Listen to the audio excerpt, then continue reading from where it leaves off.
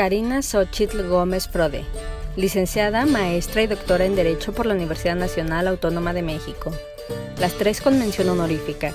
Laboró como profesora de las asignaturas Teoría Política, Teoría General del Proceso, Derecho Procesal Civil y Derecho Procesal Familiar en la UNAM y el ITAM. Fungió como directora del Seminario de Derecho Procesal. También desempeñó el cargo de jefa de unidad de posgrado de la Facultad de Derecho de la UNAM. Asimismo, fue miembro del Sistema Nacional de Investigadores, se desarrolló como vicepresidenta del Instituto Iberoamericano del Derecho Procesal, obtuvo la titularidad para ser la directora y editora de la revista mexicana de cine y derecho Sine Qua Non.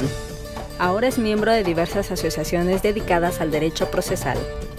Escribió una serie de libros y ensayos relacionados con temas jurídicos, pedagógicos y cinematográficos, entre los cuales destacan Derecho Procesal Familiar, el arte cinematográfico como herramienta pedagógica para la enseñanza del derecho y de la teoría general del proceso, así como 50 películas para la enseñanza-aprendizaje de la teoría general del proceso.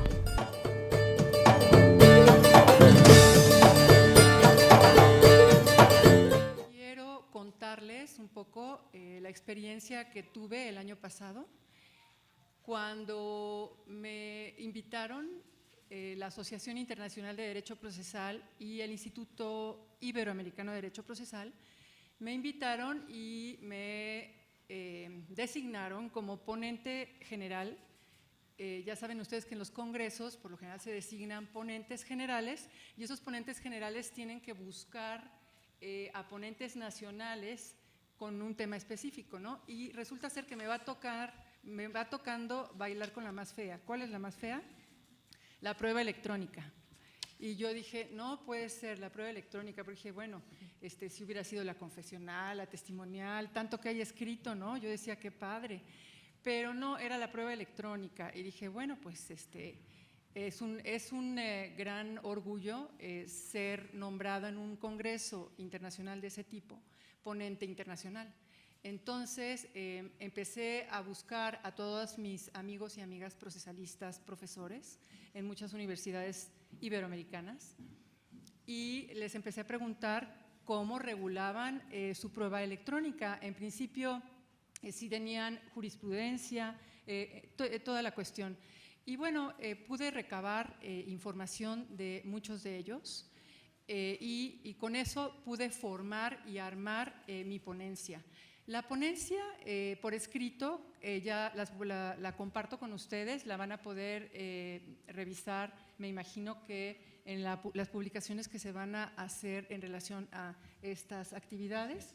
Entonces, bueno, la ponencia es muchísimo más larga de lo que yo les voy a contar aquí, porque lo único que traje yo acá es una presentación que es la misma que presenté en Salamanca, España, el año pasado, y pues fue interesante porque sobre todo los chicos jóvenes, los abogados jóvenes, que saben muy bien manejar todos los recursos tecnológicos, pues yo aprendí muchísimo de ellos en todas estas experiencias que tuve relacionándome y hablando acerca de la prueba electrónica. Entonces, espero que les vamos a exponerlo y luego si tienen alguna pregunta o alguna reflexión. Hay mucho que reflexionar en relación a esta prueba electrónica.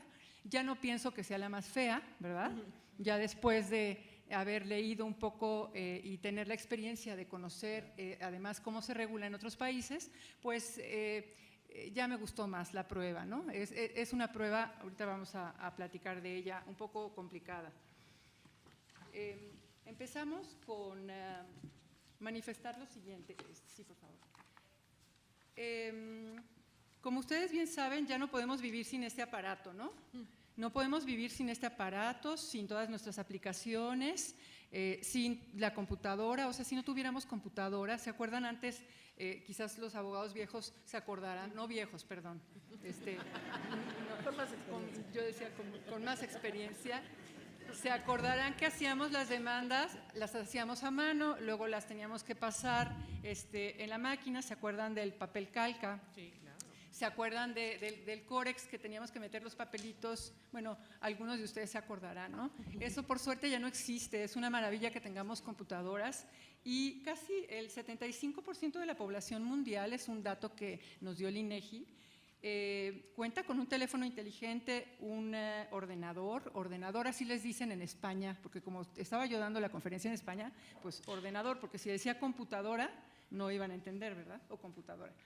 Estas TICs que ustedes conocen muy bien, las tecnologías de la información y comunicación, constituyen herramientas verdaderamente privilegiadas para nuestro propio desarrollo, y así lo hemos vivido todos nosotros. O sea, nos hemos desarrollado más, somos más eficientes, más efectivos. O sea, ahorita ya no nos podríamos imaginar estar sin una computadora. Lo que yo siempre tengo problema todavía es con la impresora, no sé ustedes, pero la impresora siempre se me complica, pero bueno. ¿Para qué sirve todas estas TICs? En principio, la información es para crear información, para compartirla además, cómo compartimos la información y además a una velocidad bárbara, modificarla incluso, enriquecerla y transformarla en conocimiento. Eso es algo que somos muy afortunados de estar viviendo en esta época, ¿no? Imagínense, bueno, quién sabe cómo nos vaya a tocar en un futuro, ¿no? En un análisis prospectivo, pero por lo pronto podemos disfrutar y poder que nos sirva esta tecnología para algo. Muchos de nuestros tribunales, como ustedes saben, han implementado sistemas de administración tecnológica, en principio para el flujo de trabajo, desde que se presenta la demanda hasta que tenemos que notificar la sentencia, ¿no? Es maravilloso. Nos falta mucho todavía, incluso en el Poder Judicial Federal todavía no están completamente tecnologizados en el sentido de tener un flujo de trabajo totalmente digital. Todavía eso no lo hemos logrado. Sistemas de interacción entre jueces y magistrados con las partes o con auxiliares de la Procuración de Justicia, como por ejemplo, pues mandar un oficio o incluso platicar con el director del registro civil, y sin que haya tanto oficio, tanta cuestión, que todavía tenemos mucha burocracia en ese sentido, mucho papel, ¿verdad? Ahorita vamos a hablar del papel. Se han confeccionado lo que se llaman las firmas electrónicas y los archivos electrónicos para cada litigio. Se forman los expedientes electrónicos. ¿Saben ustedes que en materia médica van mucho más avanzados? Luego nos comparamos con los médicos y en algunas cosas somos mucho mejores, la verdad, aquí qué bueno que hay puros abogados, pero en algunas otras cosas, por ejemplo, la implementación del expediente clínico electrónico en todos los hospitales, en muchos hospitales públicos, ha sido un gran éxito. Y algún día vamos a tener aquí un chip, no lo duden, ya lo tienen los perros, ¿verdad? Vamos a tener aquí un chip y quizás ese chip pueda ser nuestro expediente clínico con el que podamos entonces ir a cualquier hospital y que tengamos aquí toda nuestra historia de vida, todas nuestras enfermedades, todos nuestros padecimientos y todos los tratamientos que hemos. Imagínense qué maravilla que tengamos aquí el chip integrado. Ya son ideas de algunos médicos para, pues imagínense, para poder controlar esta situación y sobre todo información, que tengamos la información concentrada en ese chip. Si partimos de la base que no todos los procesos civiles tienen la misma complejidad, ustedes saben, por ejemplo en la CONAMED nosotros distinguimos los famosos asuntos simples, los complejos y los muy complejos. También podríamos hacer lo mismo en todos los procesos que están aquí, ¿no? Podríamos hacer esa división y podríamos decir que de los simples hay veces que podríamos utilizar una computadora y ya no necesitaríamos una mente humana para un montón de procesos, por ejemplo, de pago. Utilizando un sistema binario, ¿pagó o no pagó? Y sale la sentencia, ¿no? Los argentinos han desarrollado muchísimo esta cuestión de ya algún día que los seres humanos no sean los que resuelvan nuestras controversias. Y eso sí nos asusta, ¿verdad? Los famosos robots. Bueno, ¿cumplió o no cumplió una obligación? Y entonces viene automáticamente la sentencia. El expediente clínico contribuye de manera importante a la cultura del ahorro del papel. Todavía nosotros, desgraciadamente, cosemos nuestros expedientes, ¿no? Algún día que llegó un alemán, pariente mío, me decía, se atacó de la risa de ver el taladro, por ejemplo, ¿no? Que tenemos en cada juzgado, y era una cosa inconcebible, como que nosotros ya estamos acostumbrados a que siempre es así y sabemos coser muy bien nuestros expedientes, pero sin embargo algún día vamos a tener que pasar a una forma diferente de concebir nuestros expedientes. Sobre todo la protección del medio ambiente, ¿no? Ese medio ambiente y la cantidad de papel y de recursos que podríamos ahorrar si invertimos en todos estos procesos informáticos. El expediente electrónico, por ejemplo, almacena peticiones, documentos de las partes, reproducciones digitalizadas, escaneadas, ya usamos muchísimo el escáner para muchísimas cosas.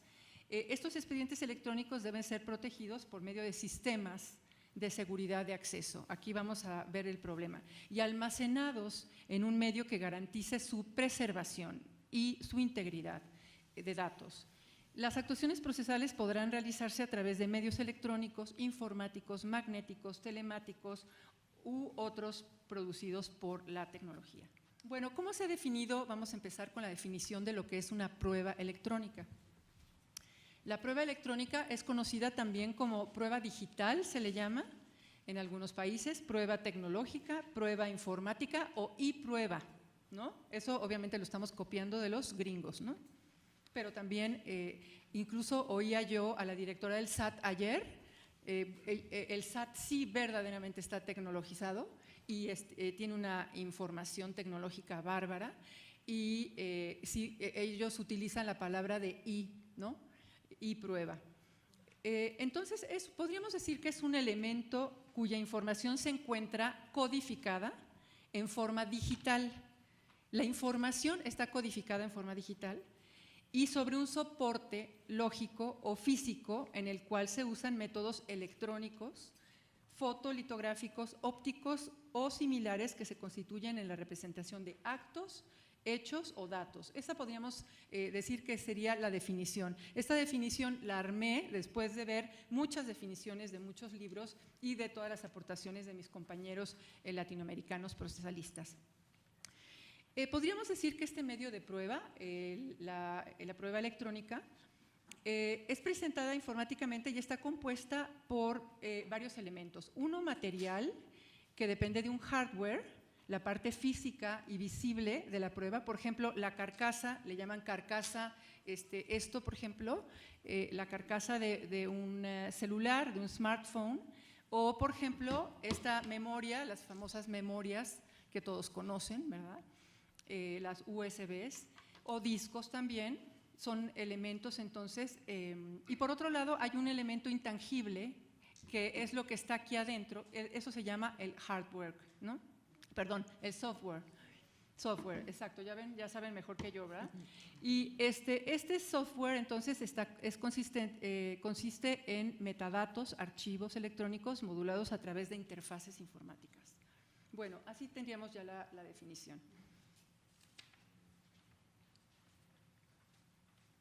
¿Cuáles son las características de una prueba electrónica?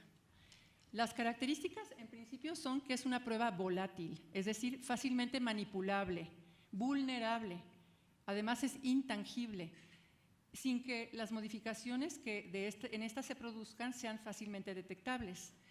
Es de fácil destrucción al ser una prueba muy frágil y la obtención de evidencias derivadas de un proceso comunicativo pudieran llegar a suponer la injerencia en el derecho al secreto de las comunicaciones o la intimidad de las personas que intervienen en el proceso comunicativo. Por eso los procedimientos de obtención de la prueba de las transacciones electrónicas deben evitar la vulneración de alguno de estos derechos, ya que si así sucede, la prueba obtenida se vuelve ilícita e inservible.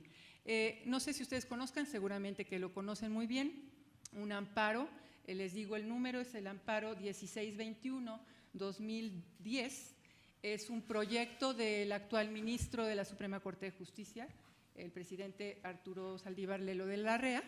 Es un amparo muy interesante porque resuelve la validez de una serie de correos electrónicos que fueron obtenidos ilícitamente por el marido. El marido entró a la casa, se sabía la clave de la mujer y la cacha. ¿Y con qué creen que la cacha? Que tiene un amante, su amante es su entrenador de golf o de tenis, no me acuerdo si es tenis o golf, es tenis, y entonces la condenan a la pérdida de la custodia de sus hijos. Son sentencias de primera instancia, de segunda instancia y luego en el tribunal colegiado, y hasta que llega a la corte, y en la corte dicen cómo es posible que se le haya dado validez a esos correos electrónicos que fueron obtenidos ilícitamente, ¿no? Entonces, la validez era que había cometido adulterio, en ese entonces era el Estado de México y todavía existían las causales, y entonces se le condenó a la pobre mujer hasta que en el amparo pues pudo ganar el amparo, y el ministro Lelo de la Rea decía esto: se entenderá por un correo electrónico que un correo electrónico, ha sido interceptado cuando, sin autorización judicial o autorización del titular de la cuenta, se ha violado el password o la clave de seguridad. En ese momento, sin necesidad de analizar el contenido de los correos electrónicos, cuando se consuma la violación al derecho fundamental a la inviolabilidad de las comunicaciones privadas, ¿no? Es un caso interesante porque entonces siempre hay que revisar la legitimidad de esa prueba, ¿no? Porque si no va a ser ilícita. Si se dan cuenta, ¿por qué son vulnerables los sistemas? ¿Por qué son tan vulnerables? Vieron lo que le pasó a Assange, ¿verdad? O a Snowden, etcétera. Estos personajes que son piratas informáticos, los virus y los gusanos que nos atacan a cada rato, ¿verdad? El robo incluso de información, el husmeo de la red, pues estamos siempre siendo vigilados según esto. Si tienen Facebook, pues olvídense porque están súper vigiladísimos.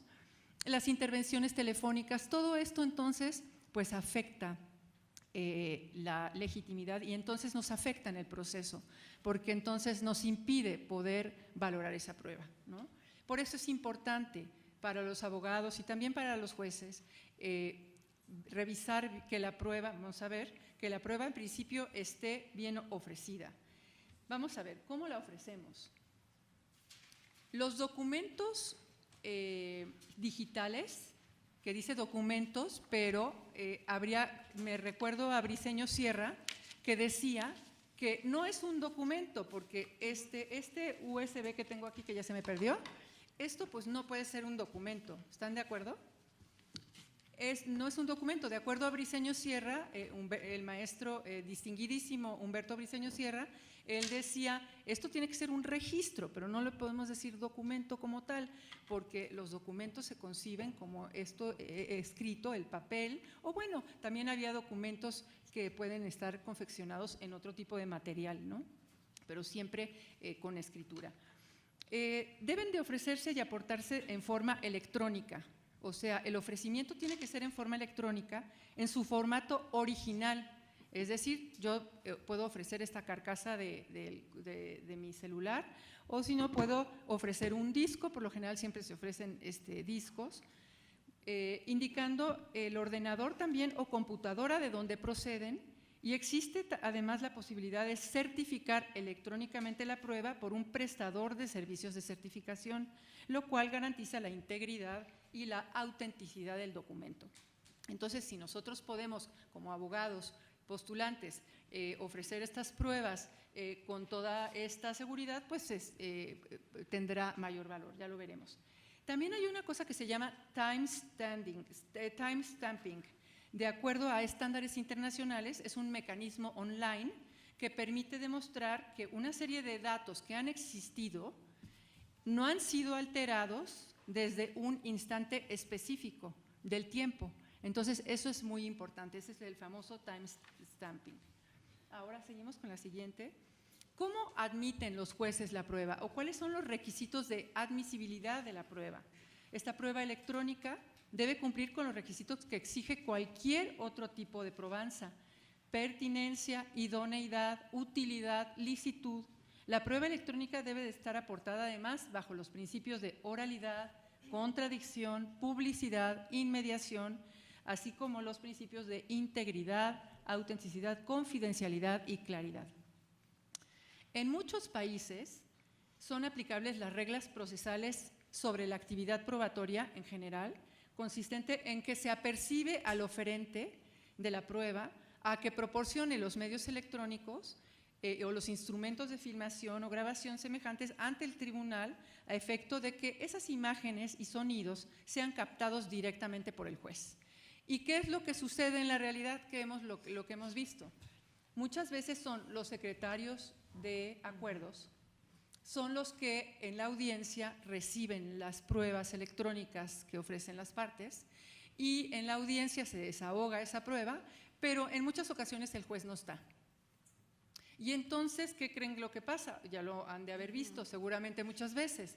Está transmitiéndose, quizás se lleva el DVD para que allí se reproduzca el disco que contiene quizás algún hecho importante que quiere probar una de las partes, y entonces se está desarrollando ese evento, por ejemplo, un padre que dice que es muy buen papá porque le organizó una fiesta de cumpleaños a sus hijos.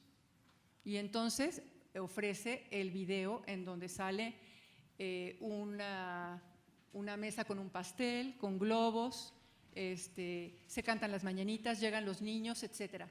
Se está reproduciendo en el momento de la audiencia esas escenas y se está levantando el acta, y en el acta entonces la Secretaría de Acuerdos está dictando. En este momento se observa unos globos, vasos en la mesa, un pastel, etcétera, unos niños gritando, el padre grita, vengan al pastel, canten las mañanitas, etcétera, y se va reproduciendo todo y se pone obviamente en el acta. Pero, sin embargo, ¿cuál es la crítica que le podemos hacer a esto? Que al fin y al cabo el juez, que es el que va a dictar la sentencia, va a leer el acta en la que hay una interpretación parcial o subjetiva de la Secretaría de Acuerdos, y que quizás si el juez o la jueza directamente hubiesen visto ese disco, quizás tendrían alguna otra idea. Puede ser que vean otra cosa. Cada uno de nosotros tiene a veces percepciones diferentes de las cosas, y por eso es muy importante, si hay pruebas electrónicas, las tienen que ver los jueces y los magistrados otra vez para poder conformar su convicción y llegar a una convicción. La prueba electrónica se va volviendo muy común, sobre todo nosotros que tenemos procesos arbitrales.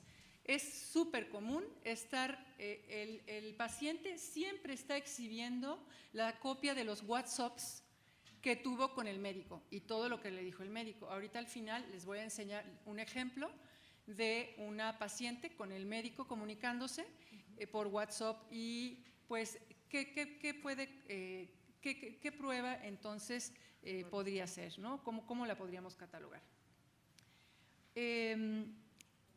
Nos dice, hay un árbitro muy famoso que seguramente lo conocen, se llama Francisco González de Cosío. Él, por ejemplo, le da una importancia bárbara ya a las pruebas electrónicas. En principio porque dice, todas las transacciones actualmente y cada vez con mayor frecuencia se van a hacer vía electrónica. ¿Ustedes han hecho transferencias electrónicas en los bancos? ¿Ven qué fácil es hacerlas ya?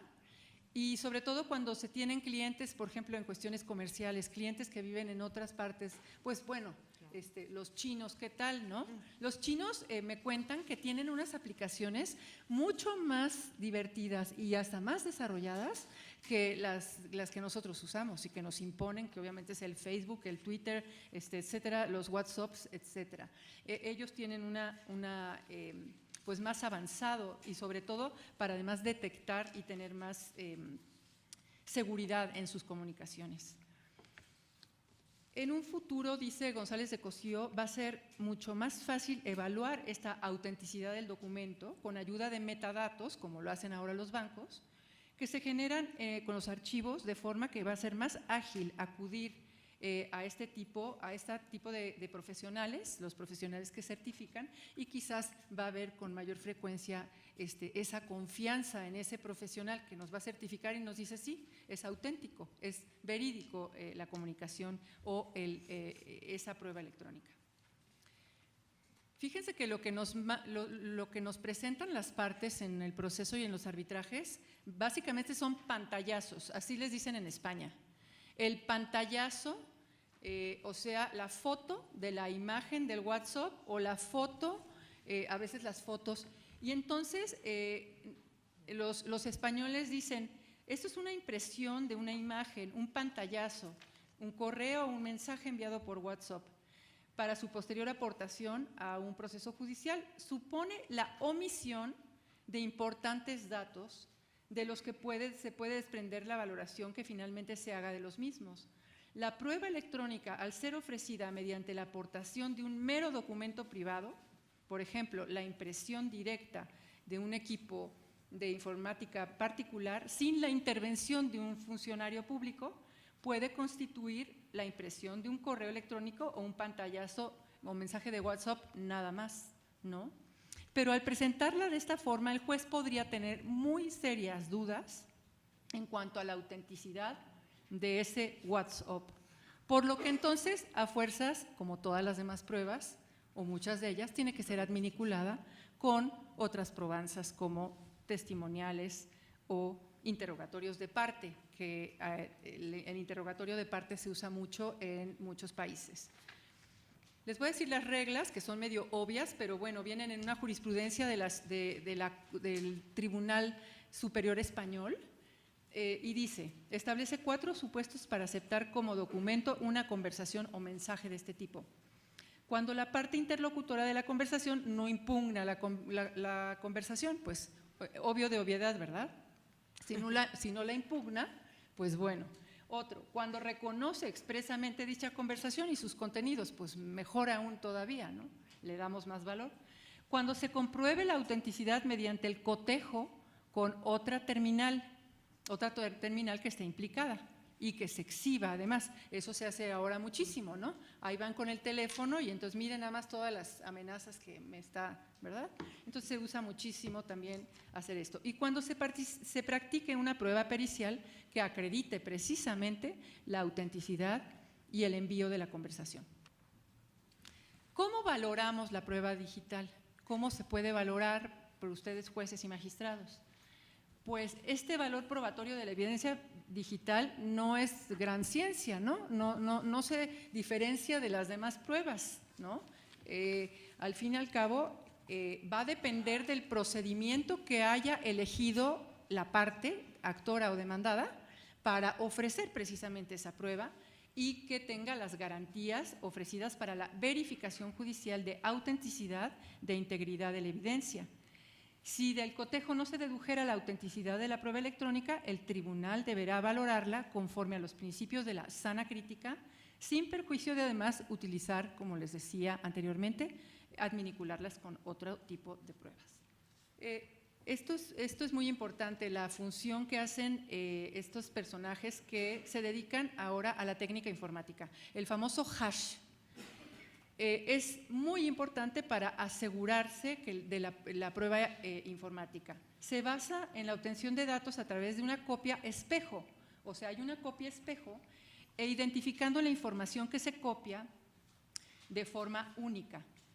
Muchas legislaciones se encuentran contempladas disposiciones relativas a la labor de los diversos profesionales especializados dedicados a dotar de máximas garantías a las pruebas obtenidas por medios digitales.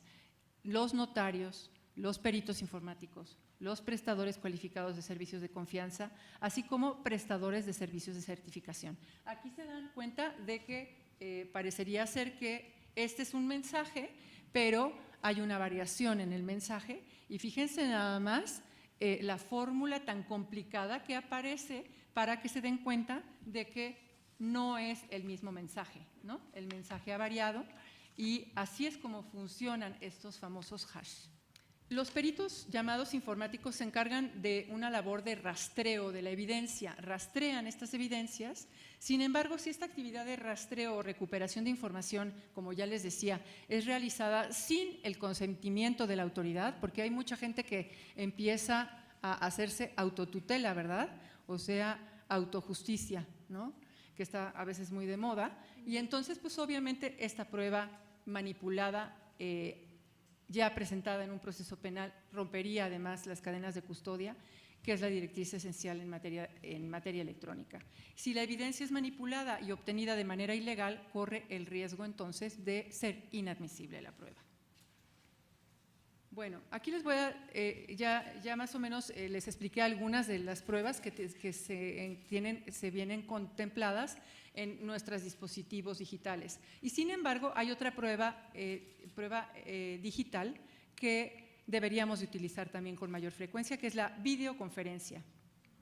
En muchos códigos procesales de Iberoamérica ya está contemplada la celebración de la videoconferencia.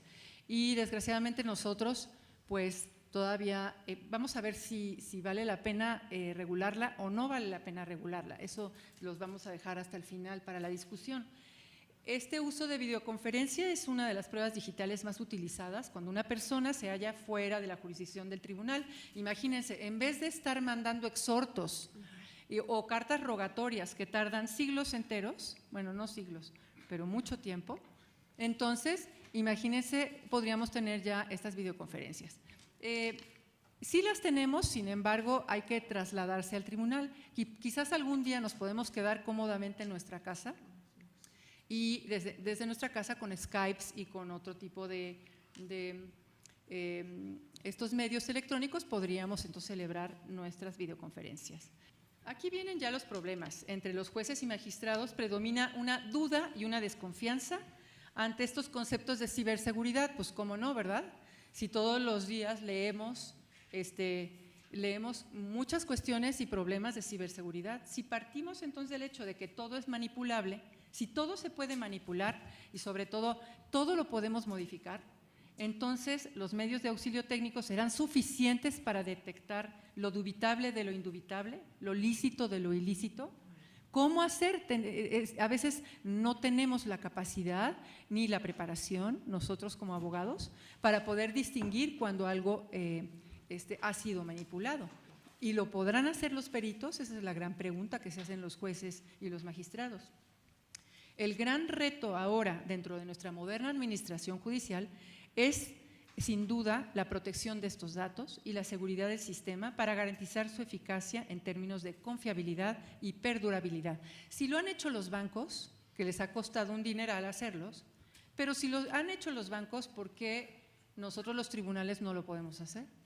Tendríamos que trabajar conjuntamente, ya lo veremos, con los peritos informáticos para que abogados y peritos informáticos nos podamos comprender, porque el problema es que nunca nos comprendemos. Si a mí algo no me funciona en la computadora, a ver, ven a arreglármelo, pero a mí ni me interesa porque yo ni entiendo, o sea, ni me vayas a explicar nada. En cambio, en Harvard y en muchas universidades gringas ya existe bueno, también aquí en el posgrado, le estoy diciendo una mentira, hay una materia que se llama Derecho Informático. Sí la hay en el posgrado, en la maestría, pero pues nada que ver con lo que ya en Harvard los abogados sí se meten durísimo a aprender tecnología y aprender cómo funciona la tecnología. Nosotros no tenemos ni idea cómo funciona esto y cómo es posible que en esta cosita pues quepan tantos documentos, tantas fotos, tantos registros, ¿no? Es algo que es inconcebible. Las regulaciones procesales presentan muchas lagunas, básicamente en casi todos los países hay muchas lagunas. Solamente si pueden revisar el Código Procesal de Ecuador, es un código nacional de Ecuador, es maravilloso y fue hecho con ayuda del Fondo del Banco Interamericano de Desarrollo. Y entonces se hizo un código formidable en el que además no la pueden creer, pero están regulados los procedimientos en materia penal, civil, familiar, mercantil y todo en un solo paquete, en un solo código que se llama Código Procesal y entonces pues no se hacen tantas bolas como nosotros, ¿verdad? Nosotros al revés tenemos tantos códigos, tanto codiguerío y de todas maneras no tenemos ni siquiera actualizado nuestro código de procedimientos, ¿no? Civiles. No estoy hablando del de penales porque ahí sí me dan, ¿verdad? Ahí sí están mejor. Bueno, una regulación, aquí hay una profesora de Barcelona que se llama Silvia Pereira que me interesó muchísimo su discusión porque ella se ponía a reflexionar. ¿Vale la pena regular todos los medios electrónicos, tenerlos súper regulados en un código procesal? ¿Quién de ustedes utilizó el celular que está hasta la izquierda?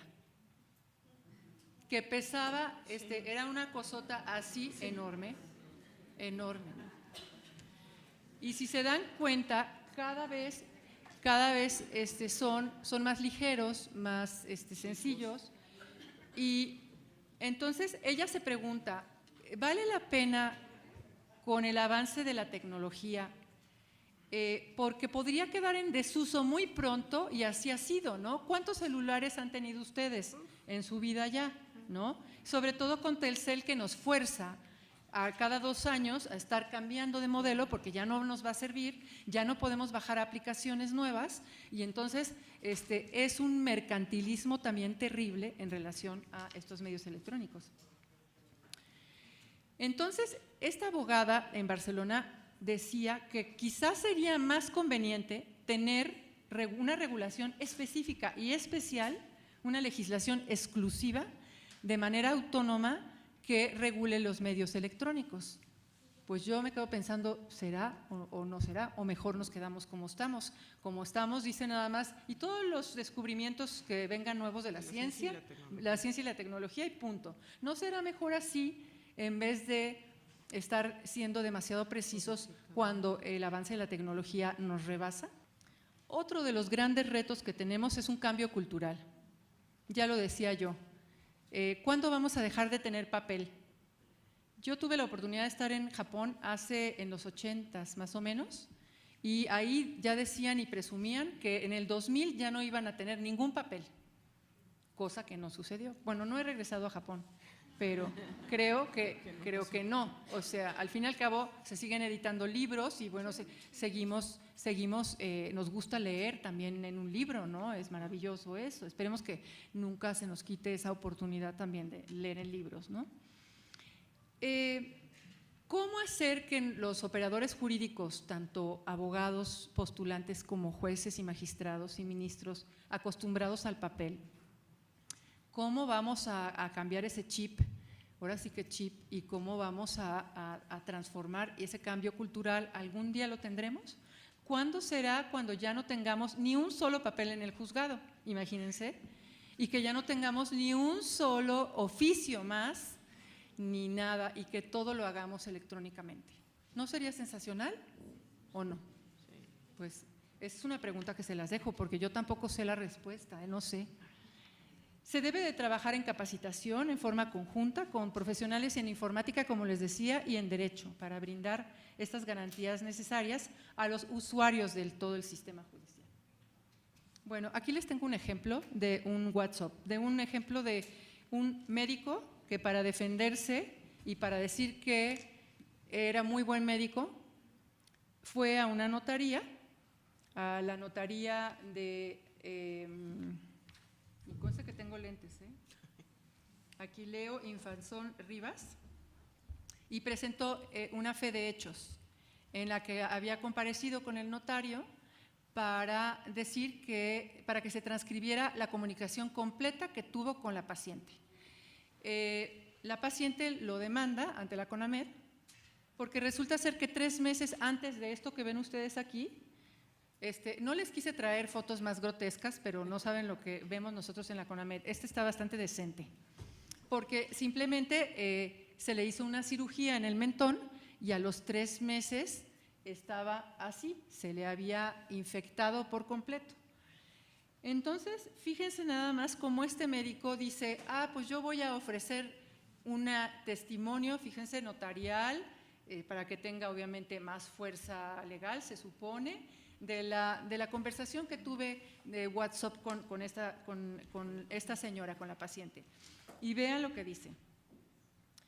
Nada más les voy a leer la parte, les voy a leer la parte importante. Le he estado dando masaje para ver si ayuda, pero se siente raro, tipo como una burbuja de aire, pero dura. Exactamente, habría que dejarte ahí fomentos con agua tibia un rato y picar con una aguja estéril. Eso le ayudará a salir.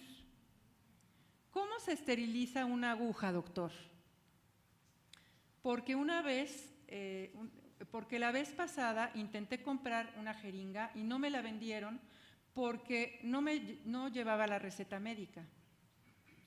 Entonces, un alfiler, límpialo con alcohol varias veces sin tocar la punta. No estará estéril, pero sí limpio. Qué bueno que se defendió. Sí, qué bueno que se defendió, ¿verdad? Dice la magistrada, pues sí, qué bárbaro. Bueno, seguimos, por favor. Entonces, hay veces que puede ser contraproducente estar exhibiendo estas pruebas electrónicas, mejor no hubiera exhibido nada, ¿verdad? Y entonces se echa la soga al cuello.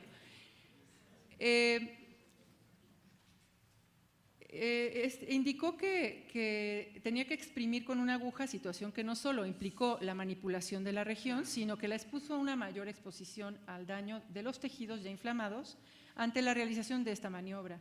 Entonces, nosotros determinamos que se habían acreditado elementos de mala práctica médica por parte del demandado al haber dado instrucciones que aumentaban los riesgos para la paciente sin haber evaluado a la misma personalmente, porque es costumbre de muchos médicos que dices, ay, tómate esto, ¿no? O los pediatras que obviamente ya están hartos de ver al escuincle y entonces ya nada más le dicen, a ver, échale esto, ponle esto en el WhatsApp, ¿no? Este es un ejemplo de una prueba electrónica ofrecida dentro de un proceso arbitral por el médico que hizo la prueba en su propia contra, ¿no? Entonces, bueno, es interesante. Ya para concluir, les quiero nada más comentar que el fin de semana descubrí un artículo en el periódico El País que dice, emerge el rostro de una dictadura tecnológica. Y se está relatando aquí un libro que se llama El Ciberleviatán. Si ustedes se acuerdan de Leviatán, de Thomas Hobbes, ¿verdad? Ahora, pues en referencia a ese Leviatán, este autor que se llama José María Lasalle está presentando este libro y es muy interesante. Y lo más, ya con esto concluyo, lo que me llamó mucho la atención es la conclusión que dice, lo más probable es que el ciberleviatán se instaure por aclamación de todos nosotros, a la manera de la dictadura pensada por Carl Schmitt, mediando un pacto fundacional sin debate ni conflicto, como el producto de una necesidad inevitable y querida, si se quiere preservar la vida, bajo la membrana de una civilización tecnológica de la que ya nadie puede desprenderse para vivir. Muchas gracias por su atención.